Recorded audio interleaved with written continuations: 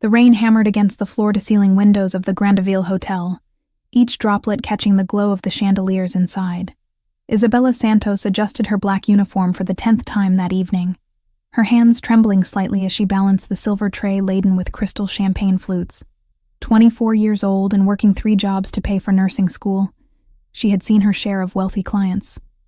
But nothing quite like this. The charity gala was the most exclusive event of the season. Manhattan's elite mingled beneath gold-leafed ceilings, their laughter mixing with the soft melody of the string quartet. Isabella weaved through the crowd, her green eyes scanning the room as she served drinks to women dripping in diamonds and men whose single watches could pay her tuition for a year. "Excuse me, miss." A woman with perfectly styled silver hair beckoned Isabella over. "Could you please refill our table?" Isabella nodded, making her way toward the corner where several influential guests sat discussing business ventures and political connections. As she approached, she caught fragments of their conversation: stock prices, real estate acquisitions, the usual wealthy small talk. But then something changed.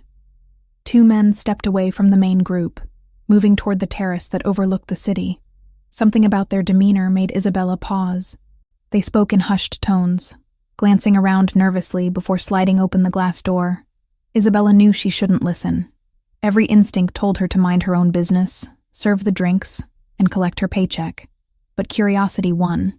She positioned herself near the terrace door, pretending to organize glasses while straining to hear their conversation. "The shipment arrives Thursday," one man said, his accent thick and unfamiliar. "Port Authority, Warehouse 17. My employer expects full payment upon delivery. Tell Petrov he'll get his money when we verify the merchandise." The second man replied coldly, "These weapons better be worth what we're paying." Isabella's blood turned to ice. Weapons. They were discussing illegal arms deals right here, in the middle of Manhattan's most prestigious charity event. Her hands began to shake more violently, the crystal glasses clinking together on her tray. She needed to leave. Now. But as she turned to retreat, her elbow caught the edge of a decorative plant stand. The impact sent her tray tumbling, crystal champagne flutes exploding against the marble floor in a symphony of destruction. The sound echoed through the ballroom like gunshots, causing every conversation to halt and every head to turn. Isabella dropped to her knees, frantically trying to collect the shattered pieces, her face burning with embarrassment. But it wasn't the judgmental stares of the wealthy patrons that made her heart race. It was the deadly silence from the terrace. "I'm so sorry," she whispered to no one in particular, her voice barely audible over the returning conversations of the guests, who had already dismissed the incident as clumsy help. That's when she felt it, the weight of someone's gaze burning into her soul. Isabella looked up slowly, her eyes traveling across the room until they met the most intense stare she had ever encountered. A man stood near the main entrance, tall and imposing in a perfectly tailored black suit. His dark hair was swept back, revealing a face that belonged on magazine covers. Sharp jawline, high cheekbones, and eyes the color of a stormy ocean. But it wasn't his devastating beauty that made her breath catch. It was the authority that radiated from him, the way other guests stepped aside as he moved, the whispered conversations that followed in his wake. This wasn't just another wealthy attendee. This was someone who commanded respect through fear. Alessandro Romano had been watching the evening's events unfold with calculated interest. At 32, he had learned to read people, situations, and opportunities with lethal precision. He had noticed the nervous Russians discussing business on his terrace. He had observed the pretty waitress listening, where she shouldn't have been listening. And now, as she knelt among broken crystal, her green eyes wide with terror, as she realized the gravity of what she had overheard, Alessandro made a decision that would change both of their lives forever. He walked toward her with purposeful strides, his expensive shoes clicking against the marble floor. The crowd parted before him like waves before a ship's bow. Security personnel appeared from shadows, flanking him as he moved. Isabella scrambled to her feet, still clutching pieces of broken glass, small cuts decorating her palms where the crystal had bit into her skin. She wanted to run, but her legs felt like cement. The man approaching her wasn't just handsome. He was dangerous. Everything about him screamed power, control, violence barely contained beneath designer clothing. Alessandro stopped 3 feet away from her, close enough that she could smell his expensive cologne, close enough to see the calculation behind those steel blue eyes. The entire ballroom seemed to hold its breath. He raised one perfectly manicured hand and pointed directly at her, his voice carrying clearly through the suddenly silent room. "You are mine now." The words hit Isabella like a physical blow. Around them, the wealthy elite continued their conversations as if nothing had happened, but Isabella could feel the undercurrent of tension. The way security moved closer, the way exits suddenly seemed impossibly far away. "I don't understand," she whispered, her voice barely audible. Alessandro's lips curved into something that wasn't quite a smile. "You will." 2 men in dark suits appeared at Isabella's elbows, their grip gentle but unmistakably firm. She looked around desperately, seeking help from the other staff members, but they had all mysteriously disappeared. The wealthy patrons continued their conversations, studiously ignoring the drama unfolding in their midst. "Please," Isabella managed, her voice stronger now. "I was just working. I didn't mean to. I know exactly what you meant to do." Alessandro interrupted, his accent carrying the slightest trace of Italian heritage. "And I know what you heard. The question now is what we do about it." Isabella's mind raced. She could deny everything, claim she had heard nothing. But something in Alessandro's eyes told her he would see through any lie she attempted. This man had built an empire on reading people, on knowing when someone posed a threat to his carefully constructed world. "I won't tell anyone," she said quickly. "I swear, I'll forget everything. I just want to go home." Alessandro studied her for a long moment, his gaze traveling from her frightened face to her trembling hands, still bleeding from the crystal cuts. When he spoke again, his voice was softer, but no less commanding. "Home isn't safe for you anymore, Isabella Santos." The use of her name sent chills down her spine. How did he know who she was? How long had he been watching her? "You know things now," he continued, stepping closer until she could feel the heat radiating from his body. "Things that certain people would kill to keep secret. Things that put a target on your back the moment you heard them." "I don't want to know anything," Isabella protested, tears threatening to spill down her cheeks. "I just want to finish nursing school and have a normal life." "Normal disappeared the moment you decided to eavesdrop," Alessandro said, though his tone held an unexpected gentleness. "But I'm offering you something better than normal. I'm offering you protection." The men at her elbows tightened their grip slightly, a subtle reminder that this wasn't really a choice. Isabella looked around the ballroom one last time, at the glittering chandeliers, the wealthy patrons, the world of privilege she had been serving but never belonged to. When her eyes met Alessandro's again, she saw something that surprised her. Not cruelty, but genuine concern. Whatever he was, whatever he did, he seemed to truly believe she was in danger. "What if I refuse?" she asked quietly. Alessandro's expression darkened. "Then you leave here alone. And I give you 24 hours before Petrov's men find you. And when they do, they won't be as generous as I'm being." The choice wasn't really a choice at all. Isabella nodded slowly, her fate sealed by a moment of curiosity and a tray of broken crystal. As Alessandro's men escorted her toward a private exit, she caught one last glimpse of the glittering ballroom, the world of safety and normalcy disappearing behind her like a dream. Outside, black cars waited in the rain, their engines purring like predatory cats.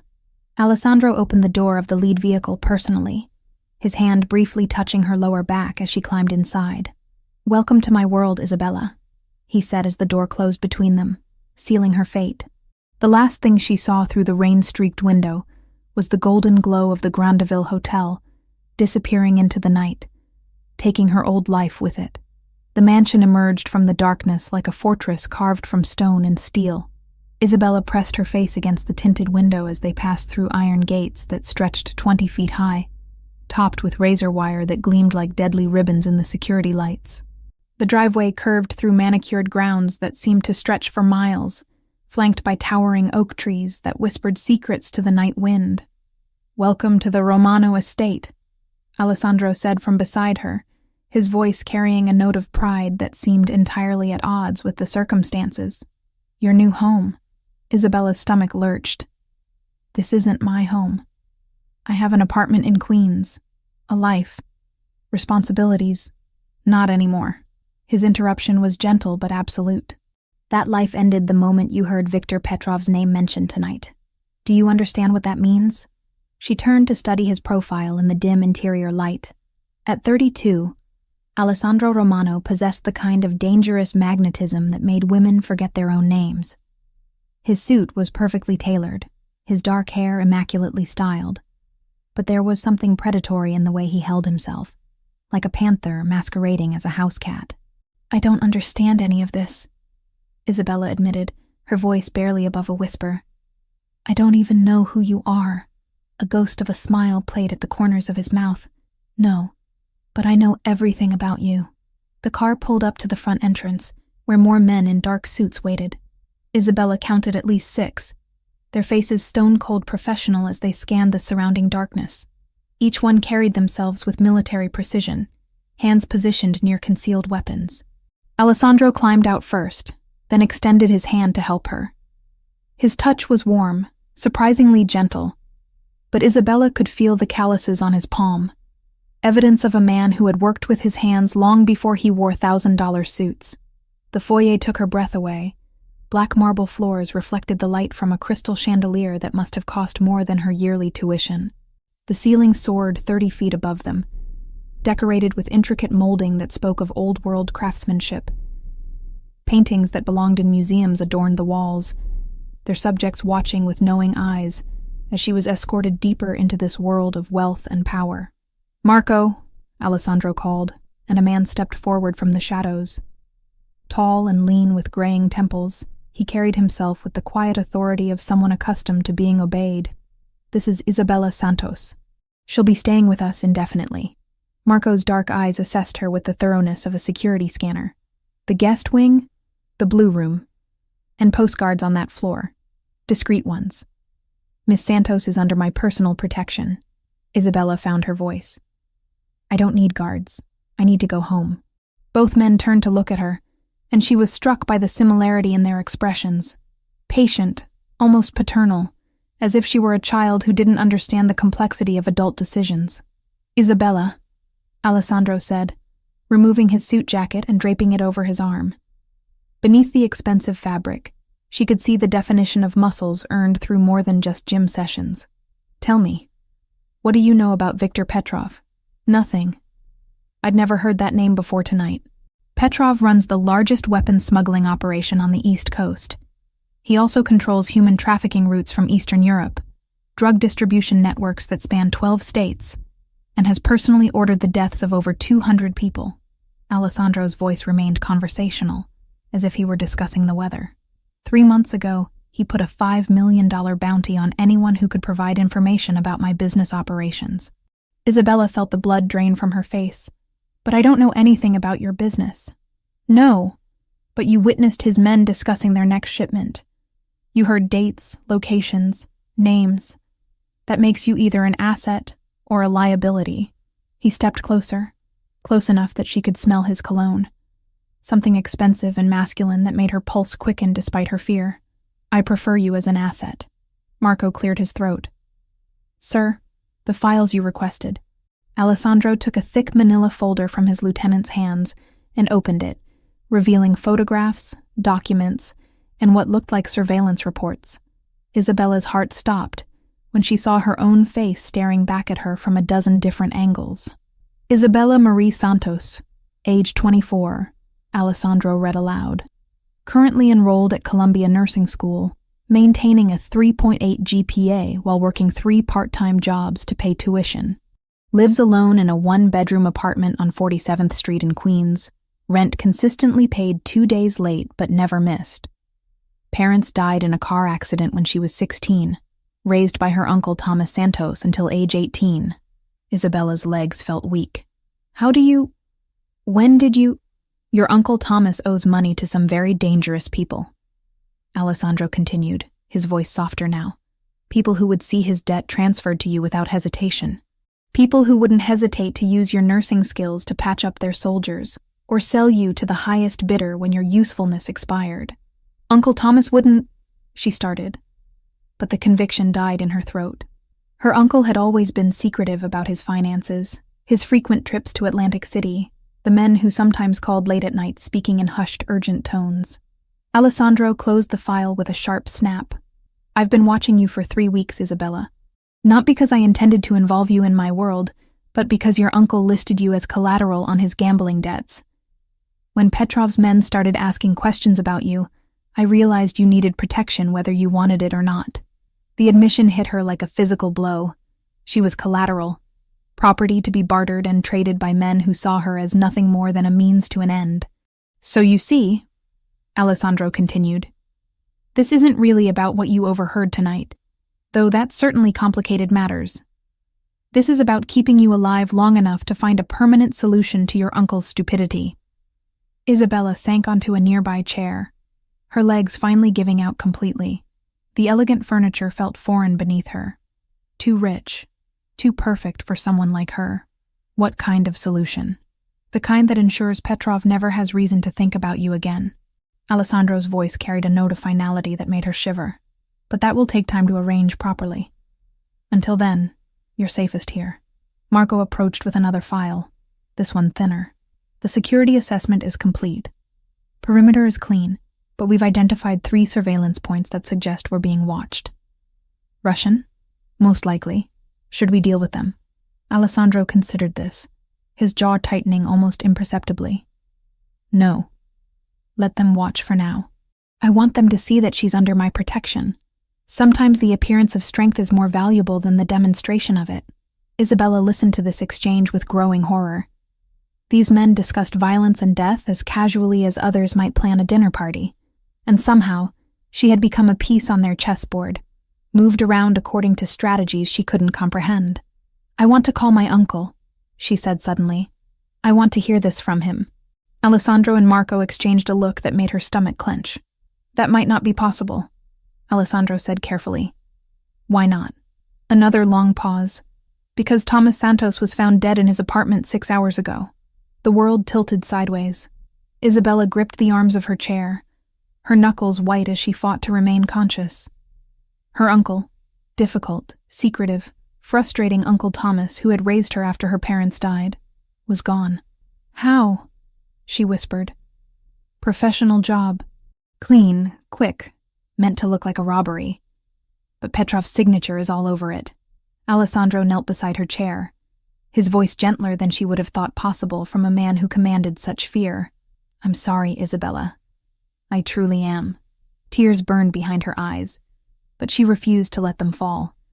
Not here. Not in front of these dangerous strangers who held her life in their hands. "What happens to me now?" "Now you learn to live in my world," Alessandro said, rising to his full height. "Marco will show you to your room. Tomorrow we'll discuss your new circumstances in detail." As they walked through corridors lined with priceless art and guarded by men with guns, Isabella caught glimpses of the life she was being drawn into. Security monitors showed every angle of the property.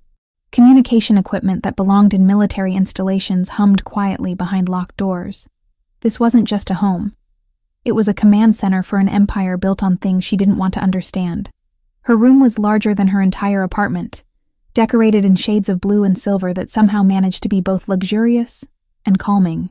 French doors opened onto a balcony that overlooked formal gardens, though she noticed the discreet placement of more security personnel among the landscaping. "The closet has been stocked with appropriate clothing," Marco informed her. "Meals are served in the dining room at 8, 1, and 7. You're free to move about the house and grounds. But please understand that leaving the property without escort isn't permitted." "For how long?" Marco's expression softened slightly.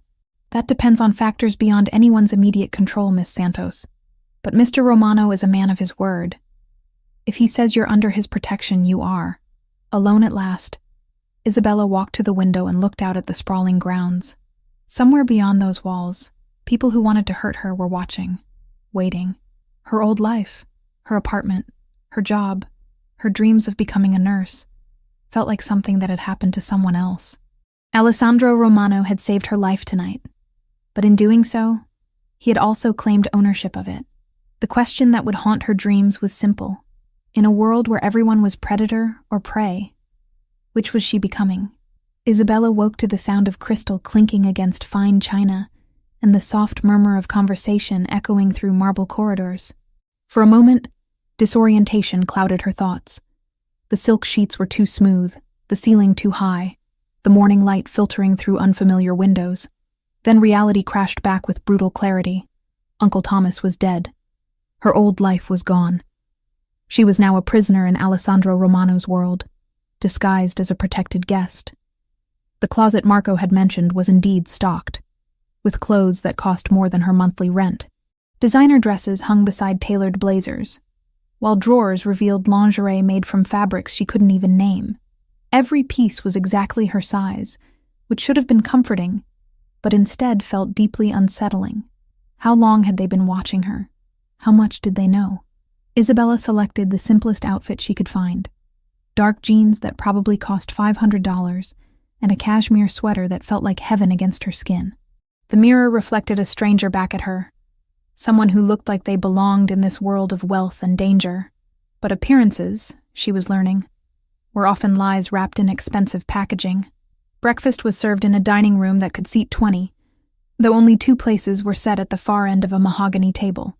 Alessandro sat reading what appeared to be financial reports, his dark hair still damp from a shower, wearing a white shirt that emphasized the olive tone of his skin. He looked up when she entered, his steel blue eyes assessing her with an intensity that made her pulse quicken. "Good morning, Isabella. I trust you slept well?" She hadn't slept at all, but admitting that felt like showing weakness. "Well enough, considering the circumstances." "Of course. Please, sit." He gestured to the chair across from him, where fresh fruit, pastries, and coffee waited on bone china that probably cost more than her textbooks. "We have much to discuss." Isabella remained standing, crossing her arms over her chest. "I want to go home. This is kidnapping, Mr. Romano. I don't care what danger you think I'm in. I won't be held prisoner here like some kind of trophy." Alessandro set down his papers with deliberate slowness, his expression shifting from polite host to something far more dangerous. "Kidnapping?" He rose from his chair, moving around the table with predatory grace. "Is that what you think this is? What else would you call it? You took me from my job, brought me here against my will, and now you're telling me I can't leave. That sounds like kidnapping to me."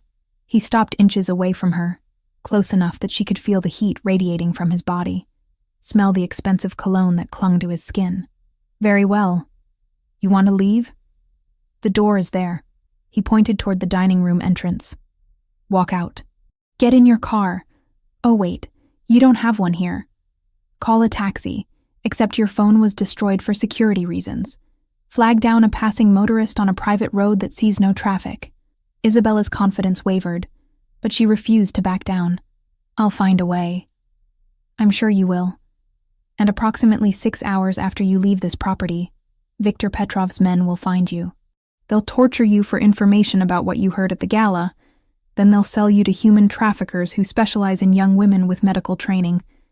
If you're very lucky, they'll kill you quickly when they're done with you." The casual way he described her potential fate made her stomach turn. "You're trying to scare me." "I'm trying to save your life." Alessandro's voice softened slightly. "Isabella, I know this isn't the life you chose, but the moment you overheard that conversation, your choices became very limited. You can stay here, under my protection, and learn to navigate this world. Or you can leave and face certain death." She sank into the chair, the fight draining out of her. "This isn't fair." "No, it's not." Alessandro returned to his seat, pouring coffee from an antique silver service. "Very little about my world is fair, but it's the reality we're both living in now." The coffee was perfect, rich, aromatic, probably imported from some exotic location she'd never heard of. Isabella found herself wondering if she'd ever be able to drink normal coffee again without remembering this moment. What happens now?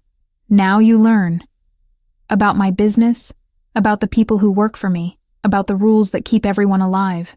Alessandro leaned back in his chair, studying her with those penetrating eyes. "But first, you eat. You've lost weight since we brought you here, and that's unacceptable." Isabella looked down at the untouched food before her. The fruit was perfectly arranged, the pastries golden and flaky, but her appetite had vanished the moment she learned about her uncle's death. "I'm not hungry. That wasn't a request." The steel returned to his voice. "You're under my protection, which means your well-being is my responsibility. You will eat, you will sleep, and you will take care of yourself. Understood?" The authoritative tone sparked her temper again. "I'm not a child or a pet. You can't just order me around, can't I?" Alessandro's smile was sharp as a blade. "Look around you, Isabella. This is my house, my rules, my world. Everything here exists because I allow it to exist, including you."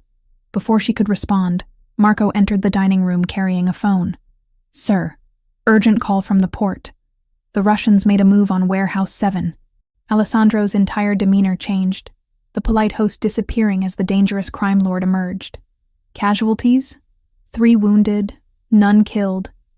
They retreated when our reinforcements arrived, but they took photographs of our inventory. Son of a bitch." Alessandro stood abruptly, his breakfast forgotten. "Double the security on all warehouses. I want a full report in an hour. Already in progress, sir." As Marco left, Alessandro turned back to Isabella, who had been listening to this exchange with growing horror. This was real. The violence, the danger, the constant threat of war between criminal organizations. It was all real, and she was trapped in the middle of it. "I have to go handle this," Alessandro said, his voice gentler than before. "But I want you to understand something. What just happened? That's why you can't leave. Petrov is escalating, testing my defenses. Every move he makes puts you in more danger." Isabella watched him prepare to leave, checking his weapon, straightening his tie, transforming from a man having breakfast into a commanding general preparing for battle. "How do you live like this? Always looking over your shoulder, never knowing who to trust?" Alessandro paused at the doorway, his expression unreadable. "You learn to trust very few people, and you protect what matters most with everything you have." "What matters most to you?" He studied her for a long moment, something shifting in his eyes. "Family. Loyalty. The people who depend on me to keep them safe." After he left, Isabella sat alone in the opulent dining room, surrounded by luxury that felt more like a gilded cage with each passing moment. She picked at the fruit, forcing herself to eat despite her churning stomach. Alessandro was right. She needed to maintain her strength if she was going to survive this. The house felt different with Alessandro gone, quieter, but also more tense. She could sense the increased security, the way staff members moved with heightened alertness. Through the windows, she glimpsed more men patrolling the grounds, their weapons no longer concealed. Isabella spent the morning exploring the house, testing the boundaries of her imprisonment. The library contained thousands of books, many in Italian, all organized with military precision. The kitchen was a temple to culinary arts, staffed by people who treated her with polite deference, but watched her every move. The garden was beautiful but surrounded by walls topped with surveillance equipment. It was in the afternoon, while reading in a sun-drenched conservatory, that Isabella heard the commotion. Shouting voices, car engines, the slam of doors. She moved to the window and saw Alessandro returning. But something was wrong. He was walking differently, favoring his left side, and there were dark stains on his white shirt. Marco and 2 other men flanked him as they entered the house, their expressions grim. Isabella found herself moving toward the main foyer before she consciously decided to do so. "Sir, you need medical attention," Marco was saying as they climbed the stairs. "It's just a graze. I'll be fine. With respect, you're bleeding all over the carpet." Isabella stepped forward, her nursing instincts overriding her fear and anger. "I can help." All 4 men turned to look at her, surprise flickering across their faces. Alessandro's eyes met hers, and she saw something she hadn't expected. Vulnerability. Under all that power and authority, he was just a man who was hurt and trying not to show it. "You don't have to," he began. "Yes, I do." Isabella moved closer, studying the way he held himself, the pallor beneath his olive skin. "Where are you hit?" "Left shoulder. Bullet grazed me during the warehouse inspection." Isabella looked at Marco. "I need medical supplies. Antiseptic, gauze, surgical thread if you have it." The medical kit is in his office, Marco replied, already moving. Bring it to his room, and I'll need clean towels, hot water, and good lighting. As they helped Alessandro to his private quarters, Isabella felt a strange shift inside her. For the first time since arriving at the mansion, she wasn't a prisoner or a burden. She was needed, useful, doing something she was trained for. Alessandro's bedroom was as luxurious as the rest of the house, but she barely noticed the expensive furnishings. Her focus was entirely on the man sitting on the edge of the bed, trying to remove his ruined shirt without jarring his injured shoulder. "Let me," Isabella said softly, moving to help him. Their eyes met as she carefully peeled the fabric away from the wound, and Isabella felt something electric pass between them. This close, she could see the flecks of gray in his blue eyes, the small scar along his jawline, the way his breath hitched when her fingers accidentally brushed against undamaged skin. "Thank you," he said quietly. "Don't thank me yet. This is going to hurt." As Isabella began cleaning the wound, Alessandro remained perfectly still, though she could see the tension in his jaw, the way his hands gripped the edge of the bed. When she began stitching, he finally spoke. "You don't have to do this." Marco could have called a doctor who would ask questions, report a gunshot wound. Isabella concentrated on her work, trying to ignore how close they were, how intimate this felt. Besides, this is what I'm trained for. It's what I love doing. Helping people, healing them, fixing what's broken. She tied off the last stitch and began bandaging the wound. Even when they've been shot doing illegal things in warehouses they probably shouldn't own. Alessandro's laugh was soft and unexpected. Fair point. As Isabella finished her work, their eyes met again, and this time neither looked away. The room seemed to shrink around them, filled with unspoken tension and possibilities. Isabella found herself studying the strong line of his jaw, the way his dark hair fell across his forehead, the strength in his hands. "Isabella," he said softly, his voice rougher than usual. "Yes? I'm sorry. About your uncle. About your life being turned upside down. About everything. If there had been any other way." She pressed her fingers gently against his lips, stopping his words. Don't apologize for saving my life, even if you destroyed it in the process." Alessandro caught her hand, pressing it against his cheek. "I won't let anything happen to you. I promise." In that moment, surrounded by luxury that felt less like a prison and more like sanctuary, Isabella realized something that terrified her more than any external threat. She was beginning to trust the dangerous man who held her fate in his hands. And even worse, she was beginning to want him. The attack came at 3 a.m, shattering the illusion of safety that had begun to settle over Isabella like a comfortable blanket. She woke to the sound of automatic gunfire echoing through the mansion's corridors, followed by shouts in languages she didn't recognize, and the heavy footsteps of men moving with military precision. Isabella pressed herself against the bedroom wall, her heart hammering so loudly she was certain it would give away her position. Through the French doors leading to her balcony, she could see muzzle flashes lighting up the gardens like deadly fireflies. The perfectly manicured grounds had become a battlefield, with Alessandro's security forces engaged in fierce combat against intruders who had somehow breached the estate's defenses. The door to her room burst open without warning, and Isabella bit back a scream as a figure in tactical gear filled the doorway. For a terrifying moment, she thought the attackers had reached her, but then she recognized Marco's voice beneath the black mask. "Miss Santos, we need to move. Now." Isabella didn't argue. She grabbed the robe Alessandro had provided, silk, and probably worth more than her monthly rent, and followed Marco into the corridor. The mansion felt different in the darkness, transformed from a luxury prison into something that resembled a war zone. Emergency lighting cast everything in harsh red shadows, and the sound of combat echoed from multiple directions. "Where's Alessandro?" she asked, as Marco led her down a hallway she'd never seen before, coordinating the defense from the main security center. "He wanted you moved to the safe room until this is over." The safe room turned out to be a reinforced bunker, hidden behind a bookshelf in Alessandro's study. The space was larger than Isabella had expected, equipped with communication equipment, medical supplies, and enough food and water to last for days. But what struck her most was the wall of monitors showing every angle of the estate's grounds. On screen after screen, she watched the battle unfold. Alessandro's men moved like a well-trained army, using the estate's layout to their advantage as they engaged the attackers. But the intruders were professional too. Their movements coordinated, their equipment military-grade.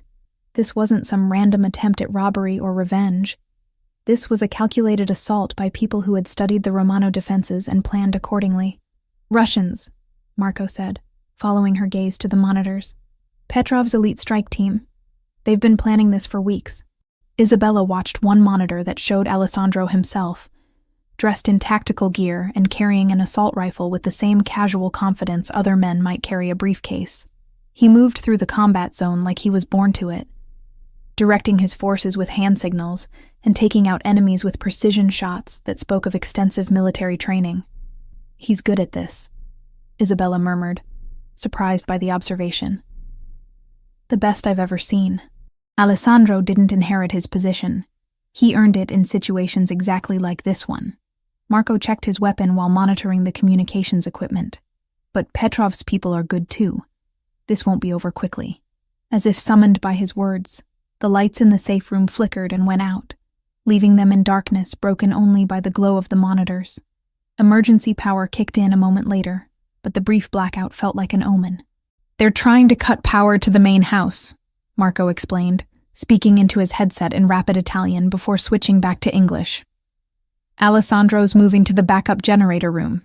If they take out our power completely, we lose the security systems. Isabella found herself gripping the edge of the desk as she watched Alessandro disappear from one monitor and reappear on another, moving through the mansion's lower levels with two other men flanking him. The basement corridors looked different from the rest of the house. More utilitarian, designed for function rather than beauty.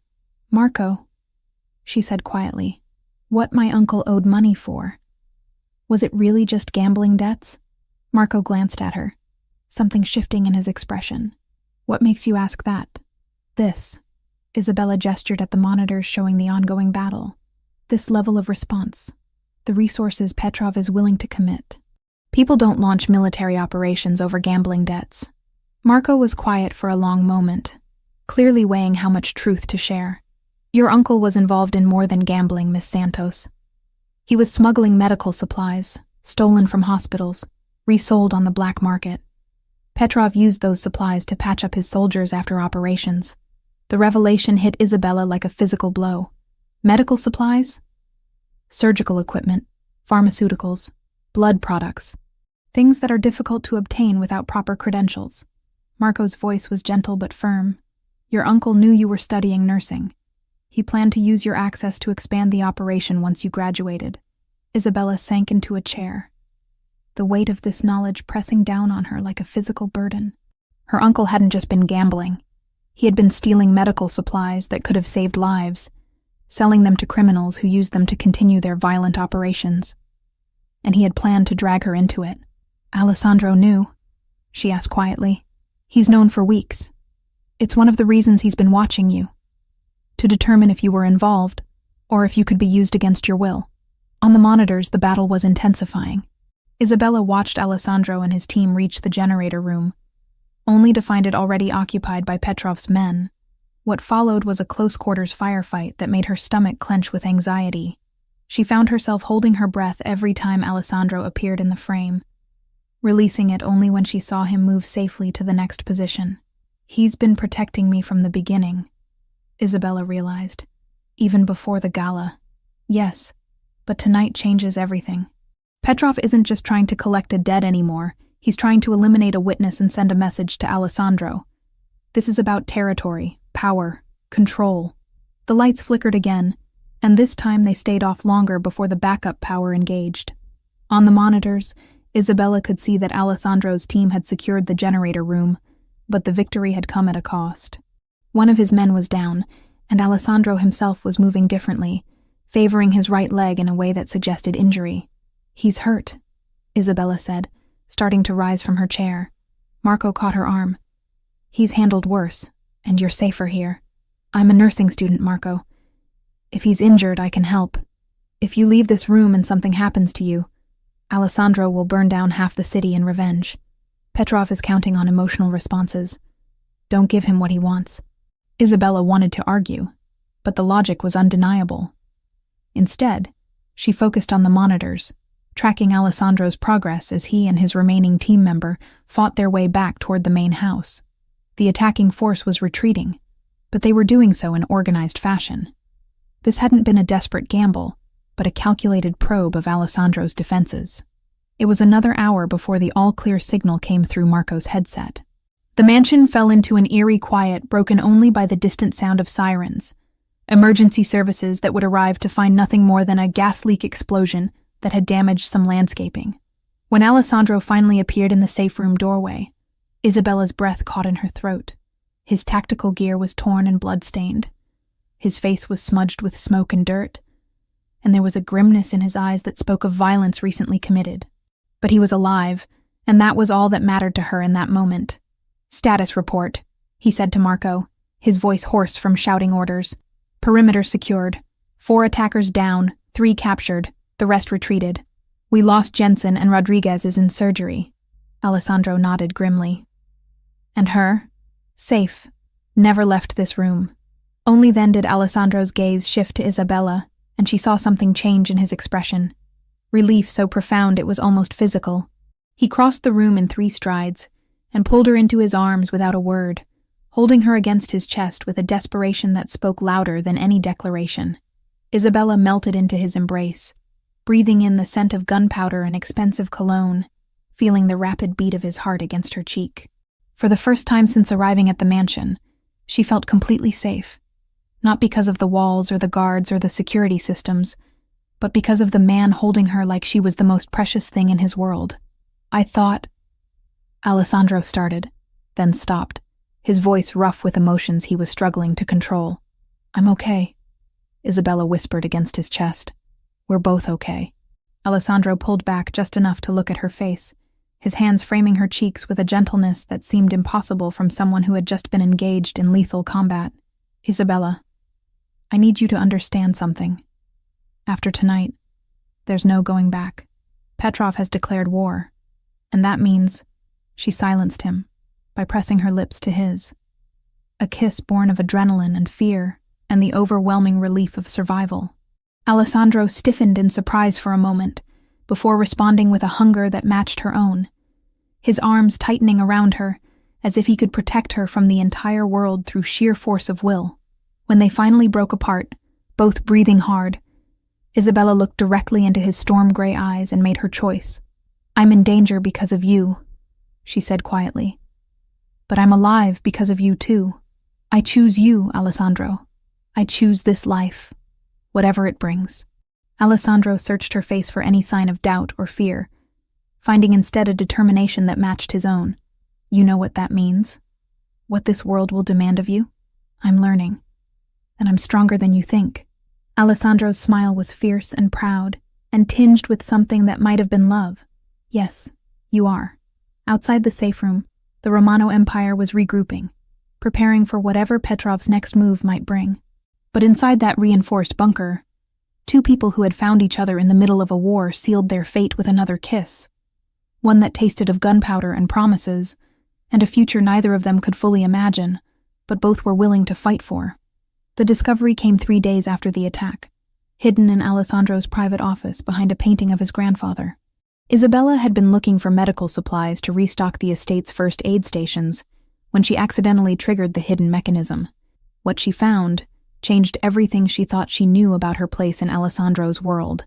The secret room contained surveillance equipment, communication devices, and most damning of all, detailed files on every person in Alessandro's organization, including a thick folder marked with her uncle's name and another bearing her own. But it wasn't just the existence of these files that shattered her fragile trust. It was what they contained. Isabella's hands shook as she opened her own file, finding photographs dating back months before the gala. Images of her leaving her apartment, walking to class, working at the hospital where she did her nursing practicum. Someone had been documenting her entire life with methodical precision, creating a comprehensive profile that included her class schedules, work patterns, and even her favorite coffee shop. But it was the notation in Alessandro's handwriting that made her blood run cold. Potential asset. Nursing background useful for medical operations. Uncle's debts provide leverage. Approach with caution. Asset. She had been nothing more than a useful tool from the very beginning. The sound of footsteps in the corridor sent Isabella scrambling to replace everything exactly as she'd found it, but she wasn't fast enough. Alessandro appeared in the doorway of his office just as she was closing her file, his expression shifting from surprise to wariness as he realized what she had discovered. Isabella. His voice was carefully controlled, revealing nothing of what he was thinking. She turned to face him, the file still clutched in her hands like evidence of betrayal. How long? The question came out as barely a whisper. How long were you watching me before the gala? Alessandro stepped into the office, closing the door behind him with deliberate care. When he spoke, his voice carried a weight of inevitability, as if this moment had always been coming. 6 weeks. The admission hit her like a physical blow. 6 weeks. You were planning this. All of this. From the beginning. Not all of it. Alessandro moved closer, but stopped when Isabella took a step back. Your uncle's situation created an opportunity, yes. But what happened at the gala? What developed between us? That was never part of any plan. Isabella laughed, a bitter sound that echoed off the office walls. What developed between us? You mean my usefulness as a medical consultant for your criminal empire? That's not... Don't. Isabella held up her hand, stopping his words. Don't you dare try to tell me this wasn't calculated. I've read the file, Alessandro. I know exactly what you think of me. Alessandro's jaw tightened, his careful composure cracking slightly. You know what I thought of you 6 weeks ago. Before I knew you. Before I understood. Before you understood what? That I could be manipulated more effectively with kindness than with threats. Before I fell in love with you. The words hung in the air between them like a bridge neither was sure they could cross. Isabella stared at Alessandro's face, searching for any sign of deception, any indication that this was just another manipulation tactic. What she saw instead was raw vulnerability, the kind that a man like Alessandro would never fake because it exposed too much of his true self. Love, Isabella repeated, her voice hollow. Is that what you call this? Keeping files on me like I'm some kind of criminal? Having me followed and photographed like a target? Alessandro ran his hands through his dark hair, his usual perfect composure completely abandoned. It was surveillance, yes. But not for the reasons you think. Then explain it to me. Explain how stalking me was some kind of protection. Your uncle wasn't just in debt to Petrov, Alessandro said, his voice strained. He was feeding information to the Russians about hospital security systems, medical supply storage, pharmaceutical shipment schedules. He was setting up an operation that would use your access as a nursing student to steal controlled substances and medical equipment on an industrial scale. Isabella felt the blood drain from her face. That's impossible. Is it? Think about it, Isabella. The late nights, the mysterious phone calls, the way he always needed money but never explained why. The connections he claimed to have with hospital administrators, despite never working in healthcare himself. The pieces began falling into place with horrible clarity. Uncle Thomas's insistence that she pursue nursing school specifically at Columbia. His sudden interest in her clinical rotations, always asking detailed questions about hospital procedures and supply management. The job applications he had encouraged her to fill out for positions at specific medical facilities. He was grooming me, Isabella whispered, the realization hitting her like ice water. From the day you started nursing school. Maybe even before that. Alessandro's voice was gentler now, but still carried the weight of painful truth. The operation was designed to unfold gradually over years. By the time you realized what was happening, you would have been too deeply involved to escape. Isabella sank into a chair, her legs no longer capable of supporting her weight. Everything she had thought she knew about her relationship with her uncle, about her own choices and aspirations, had been a carefully constructed lie. How did you know? She asked quietly. Marco discovered the connection during routine intelligence gathering about Petrov's operations. We've been tracking medical supply theft rings for months. They're increasingly common revenue streams for organized crime. When your uncle's name appeared in our investigation, I ordered surveillance to determine your level of involvement. Alessandro moved closer, kneeling beside her chair so they were at eye level. I expected to find a willing accomplice, someone already corrupted by greed or desperation. What I found instead was a woman working 3 jobs to pay for school, volunteering at free clinics, completely innocent of her uncle's schemes. So you decided to use me anyway. No, I decided to protect you. Alessandro's eyes met hers, and she could see the truth of his words reflected there. The surveillance was to determine when and how Petrov would try to activate the network. I was planning to neutralize the threat and remove you from danger before you ever knew it existed. Isabella wanted to believe him, but trust felt like a luxury she could no longer afford. And the gala? That was just coincidence? Alessandro was quiet for a long moment before answering. The gala was supposed to be reconnaissance. I was meeting with contacts to gather more information about Petrov's timeline. You were supposed to be safely at home that night, but I wasn't. No, you picked up an extra shift, worked an event that put you in the middle of something you should never have witnessed. Everything after that, Alessandro reached out tentatively, touching her hand. Everything after that was improvisation, trying to keep you alive in a situation that had spiraled completely out of control. Isabella looked down at his hand covering hers, remembering how that same touch had comforted her during the darkest moments of the past weeks. The protection, the safe room, even the medical supplies. It was all planned. The infrastructure was already in place, yes, but not for you specifically. Alessandro's thumb traced gentle circles on her skin. I have a dozen safe houses, multiple backup plans for every operation. What wasn't planned was caring about whether you lived or died. The admission hung between them like a confession. Isabella studied Alessandro's face, seeing past the careful control to the man beneath, someone who had built his life around calculating odds and minimizing risk, now completely undone by an emotion he had never expected to feel. I don't know how to trust you, Isabella said quietly. I don't know how to separate what's real from what's manipulation. Then don't trust me yet. Alessandro's voice was rough with emotion. But don't run either. Give us time to figure out what this is without the weight of my mistakes crushing us both. Isabella pulled her hand away from his, needing physical distance to think clearly. Us. There is no us, Alessandro. There's you, and there's me, and there's a situation you created by involving me in your war with Petrov. You think I wanted this? Alessandro stood abruptly, his carefully maintained control finally snapping. You think I wanted to fall in love with someone I was supposed to be protecting from a distance? Someone whose very existence puts my organization at risk? Then let me go. I can't. The words came out raw, desperate. Even if I wanted to, which I don't, it's too late. Petrov knows about you now. He knows you matter to me.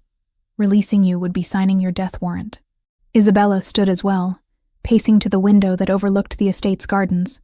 Outside, she could see Alessandro's men patrolling the grounds, their presence a constant reminder of the danger that surrounded them both. So I'm trapped. Forever. You're protected. There's a difference. Isabella turned back to face him, tears threatening but refusing to fall. Is there? Because from where I stand, it looks like I've traded one prison for another. At least with Uncle Thomas, I knew I was being used. The words hit Alessandro like physical blows, and Isabella could see the pain they caused reflected in his eyes, but she was past the point of sparing his feelings. Her entire life had been built on lies and manipulations, and she was tired of pretending otherwise.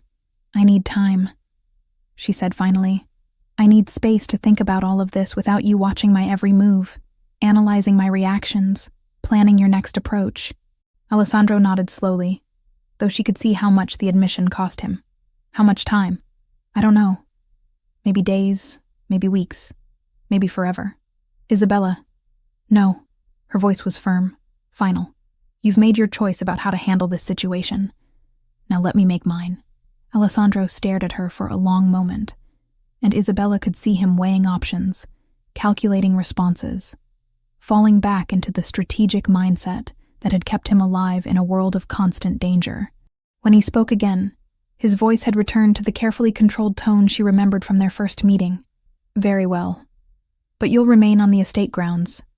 The threat from Petrov hasn't changed, regardless of your feelings about my methods. Of course it hasn't, Isabella said bitterly. Nothing ever changes in your world, does it? Just the strategies for dealing with it.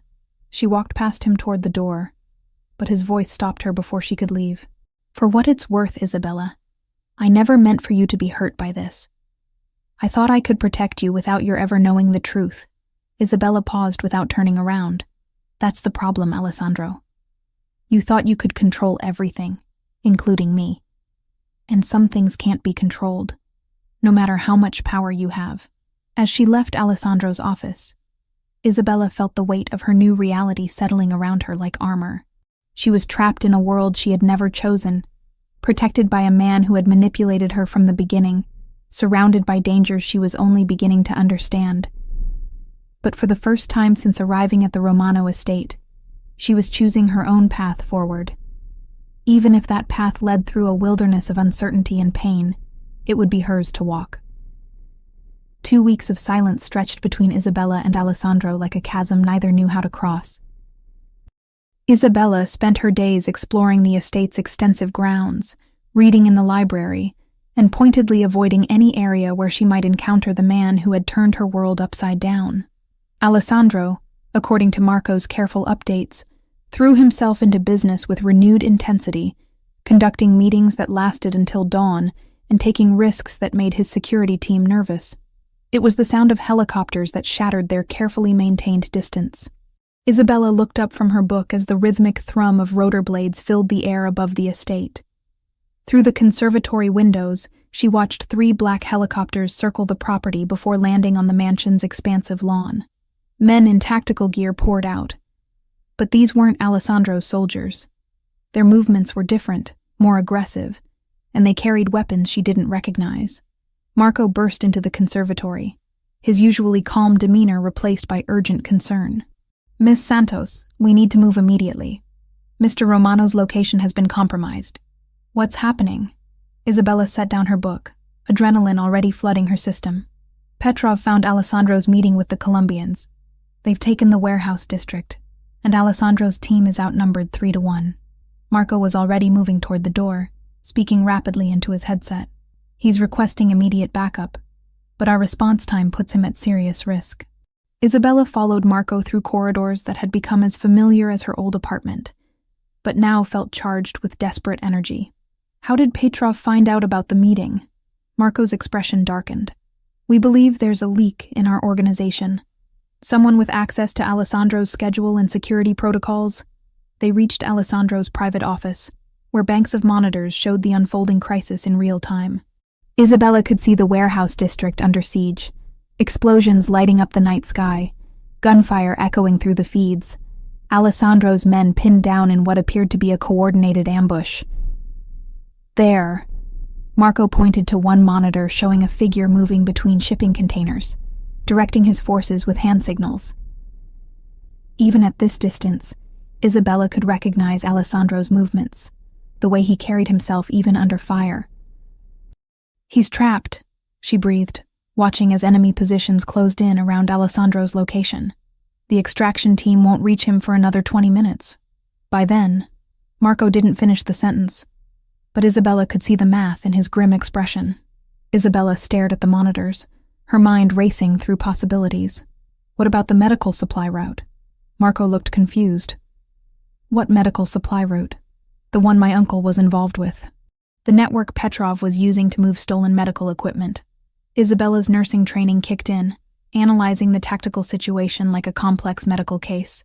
If Uncle Thomas was providing information about hospital security systems, there has to be a route through the medical district that Petrov doesn't know you know about.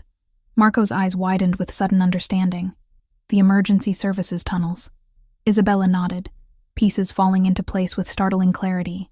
My uncle had blueprints of the hospital district in his apartment. I saw them when we cleaned out his things. He was mapping service tunnels that connect medical facilities to the warehouse district. Routes designed for emergency supply deliveries. Routes that bypass Petrov's surveillance network. Marco finished, his expression shifting from desperation to hope. I know those tunnels, Isabella said, surprising herself with the confidence in her voice. I've used them during my nursing rotations at Metro General. They run directly under the warehouse district. Marco was already reaching for his phone, but Isabella caught his arm. Marco, Alessandro will never approve a plan that puts me at risk. Then we don't tell him until it's too late to stop us. The decision was made in that moment. Born of desperation and a love Isabella had been trying to deny for 2 weeks. She wasn't going to lose Alessandro to Petrov's ambition, regardless of how complicated their relationship had become. 20 minutes later, Isabella found herself in the passenger seat of an armored vehicle, wearing tactical gear that had been hastily adjusted to fit her smaller frame.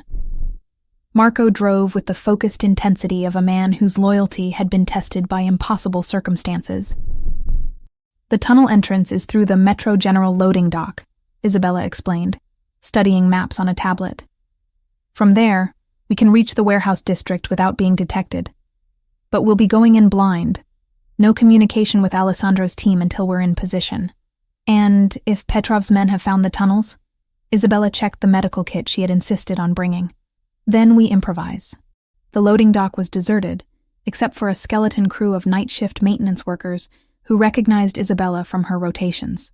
A few carefully crafted lies about emergency medical supplies got them access to the service tunnels without questions. The tunnels were exactly as Isabella remembered. Utilitarian concrete passages lined with pipes and electrical conduits, wide enough for service vehicles but cramped for tactical movement. Their footsteps echoed despite their attempts at stealth, and the air carried the stale scent of disinfectant and industrial cleaning solutions. "How did you know about these?" Marco asked as they navigated a particularly narrow section. Nursing students learn all the hospital's systems, including emergency protocols for moving critical supplies during disasters. These tunnels connect every major medical facility in the district to ensure continuity of care even during infrastructure failures. They moved in focused silence for another 10 minutes before Isabella held up her hand, stopping their forward progress. Through the concrete walls, she could hear the muffled sound of gunfire growing louder. "We're directly under the warehouse district now," she whispered, consulting her mental map of the tunnel system. "There should be an access point about 50 meters ahead that connects to the warehouse basement levels." Marco nodded, speaking quietly into his headset. "Base, this is Marco.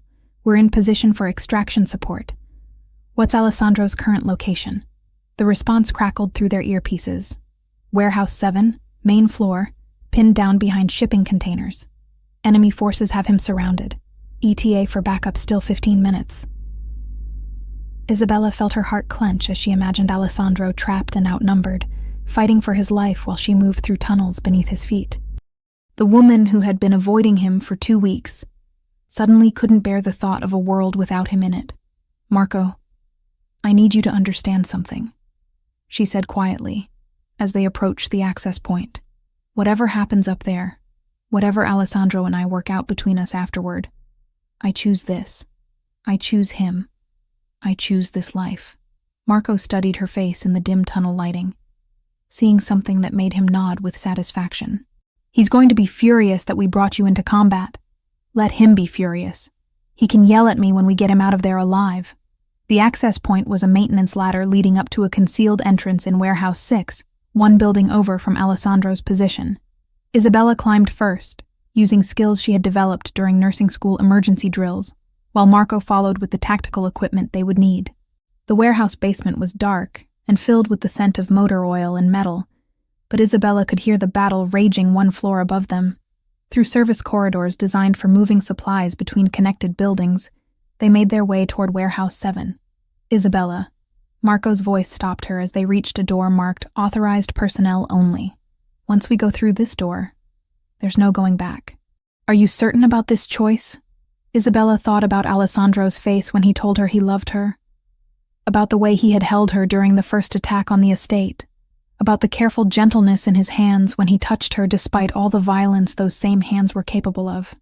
"I've never been more certain of anything in my life." Marco opened the door, revealing a staircase that led up to the main warehouse floor. Above them, the sound of gunfire was punctuated by shouts in multiple languages and the crash of metal against concrete.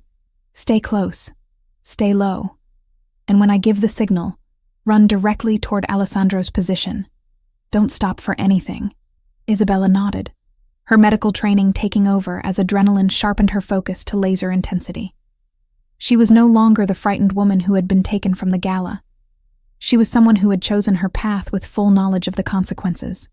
As they climbed toward the battle above, Isabella felt the last of her resistance to Alessandro's world fall away. She wasn't being pulled into his life of violence and danger.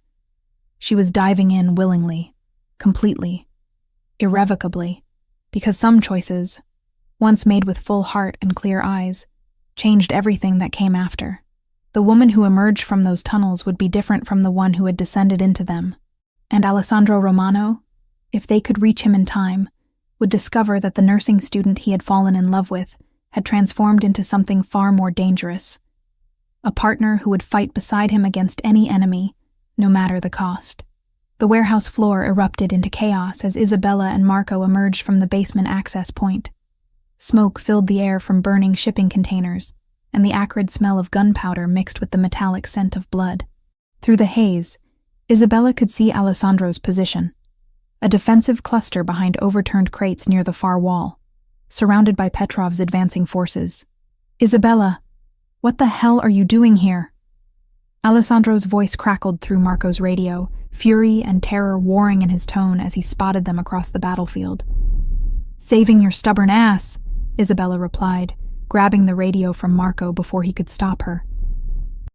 "We found a way out through the medical tunnels, but we need to reach you first." "Absolutely not. You get back underground and—" His words were cut off by an explosion that shook the entire building as Petrov's men launched grenades toward Alessandro's position. Isabella watched in horror as debris rained down around the shipping containers, and for several heart-stopping moments, there was silence from Alessandro's radio. "Alessandro!" Isabella's scream echoed through the warehouse, raw with panic. "I'm here." His voice returned, strained but alive. "But we're running low on ammunition and they've got us completely surrounded. Marco, get her out of here." "No." Isabella's voice carried absolute finality. "We're coming to you. All of us." Before Marco could object, Isabella was moving, using her knowledge of hospital emergency protocols to navigate the smoke-filled warehouse. She had learned to move efficiently through chaos during medical crisis simulations, and those skills translated perfectly to this urban battlefield. "Follow my lead," she told Marco, staying low as they moved between burning containers. "In medical emergencies, we use a technique called controlled movement through hazardous environments. The key is to move decisively, but never expose yourself for more than 3 seconds at a time." Marco, despite his years of tactical training, found himself following Isabella's guidance as she led them through the maze of obstacles toward Alessandro's position. She moved with surprising confidence, pausing to assess each route before committing, reading the flow of battle like a medical professional, reading vital signs. They were halfway across the warehouse floor when Isabella heard it. A sound that made her blood freeze. The distinctive whine of an RPG being loaded. "RPG, southeast corner," she shouted into the radio, her medical training having taught her to remain calm and communicate clearly during life-threatening situations. Alessandro's response came immediately. "I see it. All units, incoming explosive." The rocket-propelled grenade streaked across the warehouse, aimed directly at Alessandro's defensive position. Isabella watched in slow motion as death approached the man she loved, and something inside her snapped with crystalline clarity. Without conscious thought, Isabella broke from cover, sprinting toward Alessandro's position with speed born of pure desperation. She reached his location just as the explosion detonated against the shipping containers, the blast wave throwing her against Alessandro's body and sending them both tumbling behind a concrete support pillar. "Isabella!" Alessandro caught her as they hit the ground, his hands immediately checking for injuries. "Are you hurt? Tell me you're not hurt." "I'm fine," she gasped, though her ears were ringing and her vision was slightly blurred. "But your shoulder is bleeding again." Alessandro looked down to see blood seeping through his tactical vest where his previous wound had reopened. "It's nothing. It's not nothing." Isabella was already reaching for her medical kit, her training overriding the chaos around them. "You're going into shock, and if you lose any more blood—" "Isabella, listen to me." Alessandro grabbed her hands, his eyes intense with desperate love and fear. "I need you to understand something. If we don't make it out of here, we're making it out." Isabella interrupted firmly, beginning to treat his wound with efficient movements. "All of us, together." A new voice cut through the battle sounds, cold and accented with Russian inflection. How touching. The Mafia prince and his little nurse, dying together in the dirt.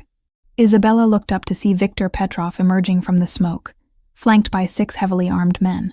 He was younger than she had expected, maybe 40, with pale blue eyes and the kind of smile that suggested he enjoyed causing pain. Petrov. Alessandro's voice carried deadly calm as he positioned himself protectively in front of Isabella. You want me? You have me. Let her go. Oh, but she's the interesting one, isn't she? Petrov's gaze fixed on Isabella with predatory interest. The woman who brought down my medical supply operation, the one who cost me millions in lost revenue. Isabella felt the pieces clicking into place with horrible clarity. My uncle wasn't just providing information, he was the inside source for your entire network. Very good. Thomas Santos was our gateway into the hospital system, until you started asking inconvenient questions about his activities. When he tried to back out of our arrangement, well, Petrov shrugged. Loyalty is so important in business relationships. Alessandro's body tensed like a coiled spring. You killed him because Isabella was getting too close to the truth. I killed him because he became unreliable, just like you're about to become. The standoff stretched taut as wire, with Petrov's men maintaining their weapons aimed at Isabella and Alessandro. Around them, the warehouse had fallen into an eerie quiet as both sides waited to see how this final confrontation would play out. That's when Isabella heard it, the soft click of a safety being disengaged, coming from behind Petrov's position. Marco had used the distraction to flank them, moving with the silent expertise that made him Alessandro's most trusted lieutenant. But Petrov heard it too. The Russian crime lord spun toward the sound, his weapon tracking toward Marco's position. In that moment of divided attention, Isabella saw her opportunity and took it with the decisive action that had carried her through medical emergencies. She lunged forward, driving the surgical scissors from her medical kit directly into Petrov's gun arm. The weapon discharged harmlessly into the ceiling as Petrov screamed in pain and surprise. Now, Alessandro! Isabella shouted. What followed was a symphony of violence orchestrated by Alessandro Romano at his most lethal. He moved like death personified, his weapon speaking with mechanical precision as he eliminated Petrov's men in seconds. Marco's covering fire from the flank position caught the survivors in a crossfire that left no room for escape or surrender. When the shooting stopped, only Petrov remained alive, clutching his wounded arm and staring at Isabella with a mixture of rage and disbelief. You have no idea what you've done, he snarled. My organization spans 3 countries. Killing me will only send a message to every other criminal who thinks they can threaten what's mine. Alessandro finished, his voice carrying the absolute authority of a man who had built an empire on the foundation of decisive action. The single gunshot echoed through the warehouse with finality. Isabella stared at Petrov's lifeless body, feeling strangely detached from what had just occurred. She had imagined this moment would feel different, more traumatic, more overwhelming. Instead, she felt only a profound sense of completion, as if a chapter of her life had finally closed. Isabella. Alessandro's voice was soft, uncertain. Are you all right? She turned to look at him. This dangerous, powerful man who had turned her world upside down and then fought beside her to put the pieces back together in an entirely new configuration. I killed someone tonight, she said quietly. You saved lives tonight. Mine, Marco's, probably your own. Isabella nodded slowly, understanding that this was her new reality. In Alessandro's world, violence wasn't senseless. It was surgical, purposeful, a tool used to protect what mattered most. I'm not the same person who walked into that gala, she said. Alessandro stepped closer, his eyes searching her face for any sign of regret or fear. No, you're not. The question is, who are you now? Isabella looked around the warehouse, at the evidence of battle, at Marco coordinating with Alessandro's arriving reinforcements, at the empire they had fought to preserve. When she met Alessandro's gaze again, her voice carried absolute certainty. I'm someone who chooses you. Someone who chooses this life. Someone who will fight beside you against anyone who threatens what we're building together.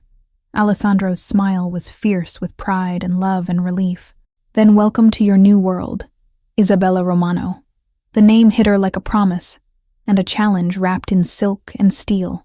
As sirens wailed in the distance, and Alessandro's men secured the area, Isabella realized that the woman who had bandaged a stranger's wounds that first night had become someone capable of ending lives to protect the people she loved. The transformation was complete, irreversible, and absolutely right. 6 months after Viktor Petrov's death, Isabella Romano stood on the balcony of the penthouse suite overlooking Manhattan's financial district, her hands resting protectively over the gentle curve of her belly.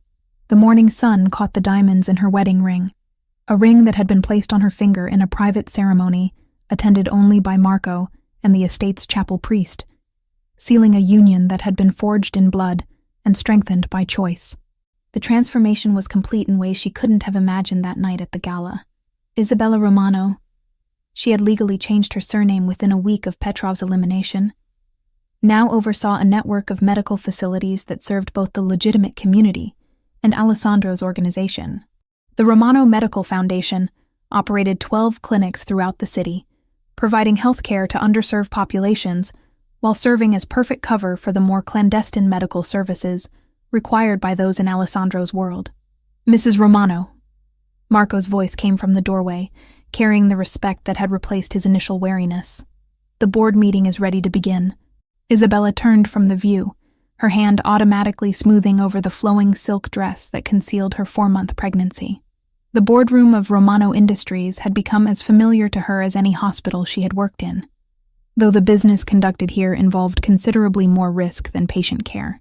The mahogany table was surrounded by men and women who represented the various arms of Alessandro's empire, legitimate businesses that generated billions in revenue, providing perfect cover for operations that existed in the shadows. Isabella had learned to read the subtle dynamics of these meetings, understanding that her presence served multiple purposes beyond her medical expertise. "Status report on the medical supply distribution," Alessandro said as she took her seat beside him, his hand briefly touching hers in acknowledgement. Even in business meetings, he couldn't completely suppress his protective instincts toward her and their unborn child. "Revenues are up 30% from last quarter," reported Maria Santos, the financial director who had replaced the recently deceased Thomas. No relation to Isabella's uncle, despite the shared surname. "The legitimate pharmaceutical partnerships are providing excellent cover for our specialized services, and we've expanded into 3 new territories without opposition." Isabella listened with the focused attention she had once reserved for medical lectures, understanding that this world operated on the same principles as any complex system. Every component had to function perfectly for the whole to survive. Her medical background had proven invaluable in ways she hadn't anticipated, bringing both legitimacy and practical skills to an organization that frequently required discretion in healthcare matters. "The Bratva remnants?" Alessandro asked, his voice carrying the casual tone he used to discuss matters that could result in significant violence.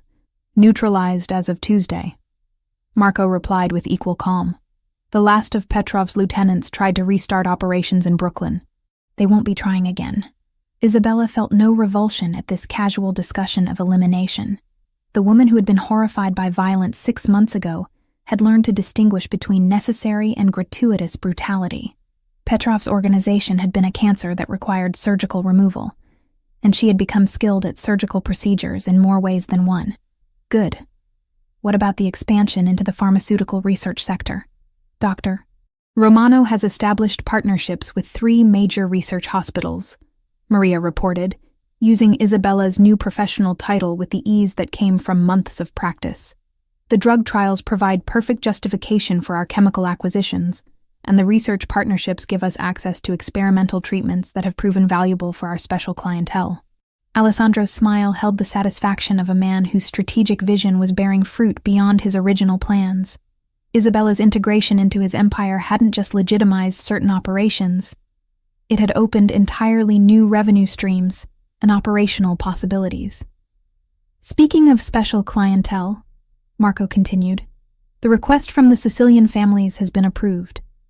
They're willing to pay premium rates for our medical services during their expansion into the northeastern ports." Isabella nodded, understanding that medical services in this context meant everything from trauma surgery performed in untraceable locations to the provision of pharmaceutical products that couldn't be obtained through conventional channels. The Romano Medical Network had become the Switzerland of criminal health care. Neutral, discreet, and absolutely reliable. "Mrs. Romano, there's also the matter of the new recruitment program," Maria said, consulting her notes. "Your nursing school contacts have provided us with a dozen potential candidates for our specialized training program." This was Isabella's particular contribution to the family business, identifying nursing students and young doctors who possessed both the skills and the discretion necessary to work within Alessandro's organization. The program provided excellent benefits and career advancement opportunities in exchange for absolute loyalty and selective blindness regarding patient backgrounds. "The screening process will take another month," Isabella replied. "We can't afford any risks with personnel who will have access to sensitive information." Alessandro's eyes met hers across the table, and she could see the pride and love that had never diminished despite the transformation she had undergone.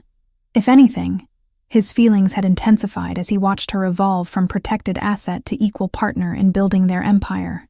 The meeting concluded with the usual efficiency that characterized Romano operations, but Alessandro gestured for Isabella to remain as the others filed out. When they were alone, his businessman's mask fell away, replaced by the gentle concern that had become familiar over the months of their marriage. "How are you feeling?" His hand moved to her belly, still amazed by the miracle growing there. Their first child, conceived during the passionate reconciliation that had followed their victory over Petrov. Strong, healthy, ready for whatever comes next. Isabella covered his hand with hers, feeling the flutter of movement that had become more pronounced in recent weeks.